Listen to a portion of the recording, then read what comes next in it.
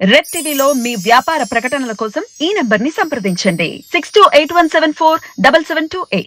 నమస్తే.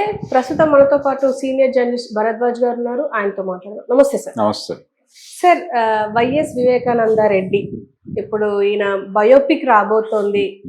ఇది ఒక సైలెంట్ గా వచ్చింది, ఇప్పుడు యూట్యూబ్ లో సంచలనం రేపుతుంది ఒక ట్రైలర్ అయితే. సో దీని గురించి మీరే చెప్తారు. అంటే వివేకానంద రెడ్డి హత్య నేపథ్యంలో ఒక సినిమా తీయాలి అనే ఆలోచన చాలా కాలంగా చాలా మంది చేస్తున్నారు.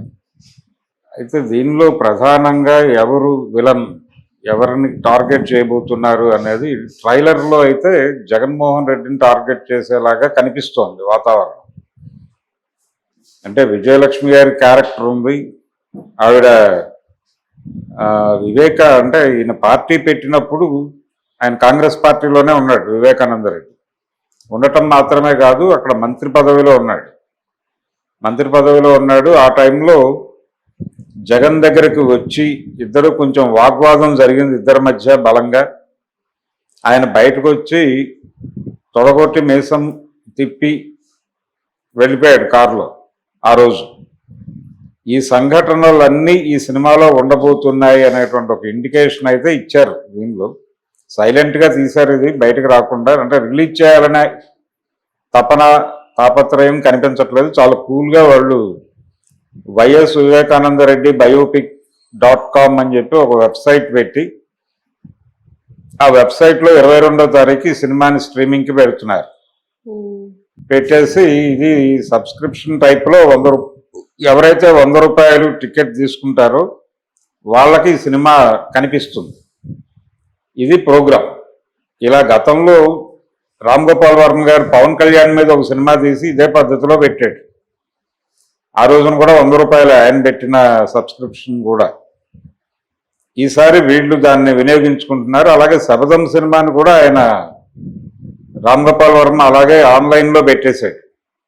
ఆ సినిమా రిలీజ్ చేసేటువంటి పరిస్థితి లేక, నోటిఫికేషన్ వచ్చాక కుదరదు కాబట్టి దాన్ని ఆయన ఆన్లైన్లో పెట్టేసి వెబ్ సిరీస్గా నడిపేటువంటి ప్రయత్నం చేస్తున్నానని చెప్పాడు. రకరకాల ముక్కలుగా పెట్టారు.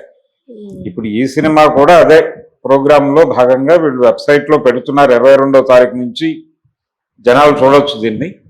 దీనికంటే ముఖ్యంగా ఈ సినిమా రిలీజ్ అనేది అయిపోయిన తర్వాత దీనిలో ముక్కలు విడివిడిగా తీసి యూట్యూబ్లో సర్క్యులేట్ చేస్తారు, రీల్స్ గాను అలాగే ఇన్స్టాగ్రాముల్లోనూ వీటిల్లోనూ పోస్ట్ చేసి ప్రతి ఒక్కళ్ళ ఫోన్కి అవి చేరేలాగా ప్రచార కార్యక్రమం జరుగుతోంది. డెఫినెట్గా అంటే జగన్మోహన్ రెడ్డిని ఈ సినిమా టార్గెట్ చేస్తోంది అనేది అయితే ట్రైలర్లో అర్థమవుతోంది.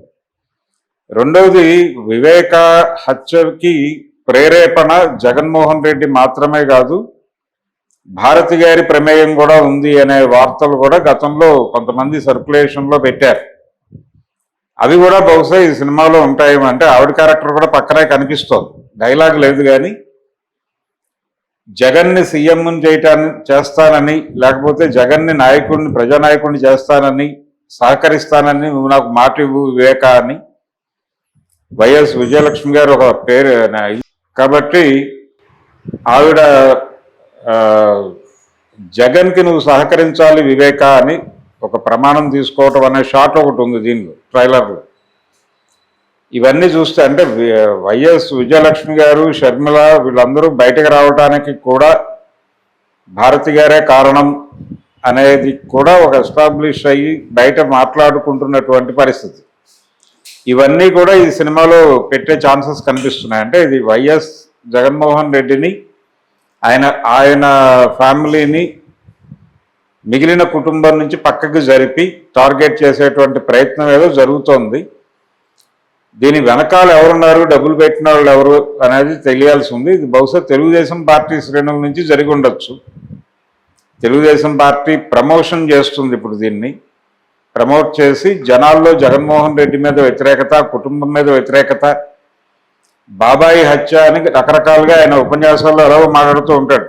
చంద్రబాబు నాయుడు అలాగే లోకేష్ ఇప్పుడు ఆ మాట్లాడిన అంశాలన్నీ ఈ సినిమాలో పెట్టి దీని ద్వారా ప్రజల్లో జగన్మోహన్ రెడ్డి పట్ల వ్యతిరేకత తీసుకొచ్చి దీన్ని ఎన్నికల్లో తమకు అనుకూలంగా వాడుకోవాలనేది ప్రోగ్రాం.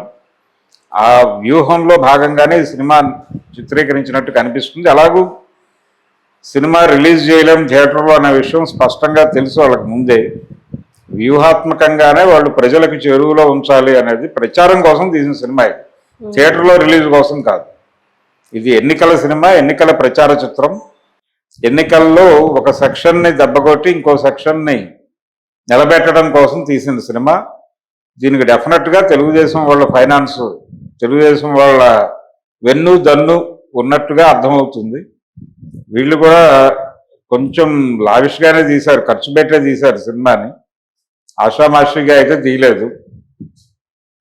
ప్రతి షాటు అంటే ఒక కన్విక్షన్తో ఉంది, ఒక పర్ఫెక్షన్ కనిపించింది తెర మీద. నటీనటుల వ్యవహారంలోనూ వీళ్ళు కూడా దాదాపు ఆ పాత్రలకి దగ్గరగా పోలికలు ఉన్న వాళ్ళనే తీసుకొచ్చి నటింపజేశారు వర్మగారి పద్ధతిలో. సో ఇప్పుడు ఆల్రెడీ ఏపీ ఎలక్షన్స్ని టార్గెట్ చేసుకుని రాజధాని ఫైల్స్ అని ఒక టీడీపీ సినిమా వచ్చింది. వ్యూహం శబదం అనే పేరుతో 2 వర్మగారి మానస పుత్రికలు జగన్మోహన్ రెడ్డి సేవలో బయటకు వచ్చినాయి. దాంతోపాటు యాత్ర 2 అది కూడా జగన్మోహన్ రెడ్డిని హైప్ చేస్తూ చేసిన సినిమానే. అంటే 3 అటువైపు సినిమాలు వచ్చినాయి వైసీపీ నుంచి. ఇప్పుడు దీంతో పాటు లెక్కేసుకుంటే ఇవి 2 సినిమాలు, రాజధాని ఫైల్స్ అలాగే ఈ వివేకం అని టైటిల్ పెట్టారు, వివేకానంద రెడ్డి గారి బయోపిక్. ఈ వివేకము, రాజధాని ఫైల్స్ ఈ 2 జగన్మోహన్ రెడ్డి పరమ దుర్మార్గుడు, ఆయన సొంత చిన్నాన్ననే చంపేశాడు, గొడ్డలి తయారైంది అని ఒక ఫోన్ టాక్ ఉంది దీంట్లో ట్రైలర్లో. అంటే గొడ్డలితో నరికి చంపాలి అనేది ఏదో చాలా క్రూయల్ ఐడియా. అలాగే రాజధాని ఫైల్స్ లో కూడా ఉంది ఆ షాట్. రాజధాని ఫైల్స్ లో సీఎం ఆఖరి నిమిషంలో తనకు సలహాలు ఇస్తున్నటువంటి వ్యక్తి అంటే విజయసాయి రెడ్డిని వీళ్ళందరినీ కలిపి, అంటే ఆయనకు సలహాలు చెప్తున్న వాళ్ళందరినీ కలిపి ఒకే క్యారెక్టర్గా డిజైన్ చేసి ఆ క్యారెక్టర్ని గదిలోకి పిలిచి గొడ్డలతో నరికి చంపేస్తాడు. అది వివేక అనుకోవచ్చు, లేకపోతే విజయసాయి రెడ్డి అనుకోవచ్చు, ఏదైనా అనుకోవచ్చు. ఆ పద్ధతిలో డిజైన్ చేసి బాబాయి హత్య అనే దాన్ని జస్టిఫై చేశారు ఆ సినిమాలో. ఇప్పుడు దాన్ని మరింత విస్తారంగా ఈ సినిమాలో చూపించబోతున్నారు. చూడాలి దీన్ని ఎలా ఎదుర్కొంటారు అనేది. ఇది ప్రచార చిత్రం మాత్రమే, అంతకుమించి వేరే ప్రత్యేకత ఏం లేదు. చాలా కాన్షియస్గా జగన్మోహన్ రెడ్డిని, ఆయన కుటుంబాన్ని, ఆయన భార్యని భారతి గారిని రోడ్డు మీదకి లాగే ప్రయత్నంగా మాత్రమే చూడాలి ఈ సినిమా. అండ్ సునీత అంటే వైఎస్ సునీత ఏమైనా బడ్జెట్ పెట్టే అవకాశాలు ఉన్నాయంటారా? లేదు, అంటే ఇది పొలిటికల్ ప్రోగ్రామే. అంటే అంత పెద్ద వ్యూహాత్మక చర్య ఆవిడ తీసుకుంటుందని నేను అనుకోను. కానీ ఇది బయట నుంచి జరిగిందే.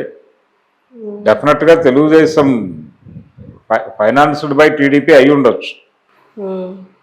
జగన్మోహన్ రెడ్డి ఈ సినిమా తీయించడు కాబట్టి టీడీపీకి సినిమా సంబంధాలు బాగానే ఉన్నాయి.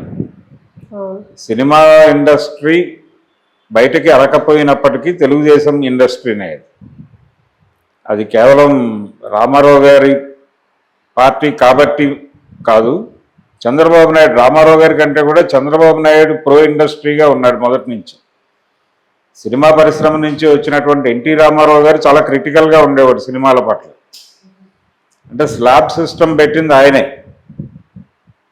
ఆ రోజుల్లో స్లాబ్ సిస్టమ్ పెట్టి థియేటర్లో నిండాయా, టికెట్లు తెగాయా అనేది అంత సంబంధం లేదు, థియేటర్ కెపాసిటీని బట్టి ట్యాక్స్ వేస్తాం, డబ్బులు కట్టేయండి అన్నాడు ఆయన. అంటే వీళ్ళందరూ వెళ్ళి బతిమాలుకున్నారు, అది తీసేయండి చాలా ఇబ్బందికరంగా ఉంటుంది అని. అంటే ఆయన అంగీకరించలేదు. రాష్ట్రం మొత్తం మీద నాకు 60 థియేటర్లు ఉన్నాయి, నాకంటే పెద్ద ఎగ్జిబిటర్ ఎవడన్నా ఉంటే పట్టరండి, అప్పుడు వింటాను అని చెప్పి పంపించాడు. ఎవరి మాట వినలేదు ఆయన. అలా ఇండస్ట్రీ పట్ల చాలా క్రిటికల్గా ఉండేవాడు ఎన్టీఆర్, ఆయన సినిమా వాడు అయినప్పటికీ. కానీ చంద్రబాబు నాయుడు చాలా అనుకూలంగా వ్యవహరించాడు. పరిశ్రమకు చెందినటువంటి రాఘవేంద్రరావు గారికి ఒక పదవి ఇవ్వటం, ఇలాంటి పనులు రామారావు టైంలో ఇలాంటివి జరిగేవి కాదు.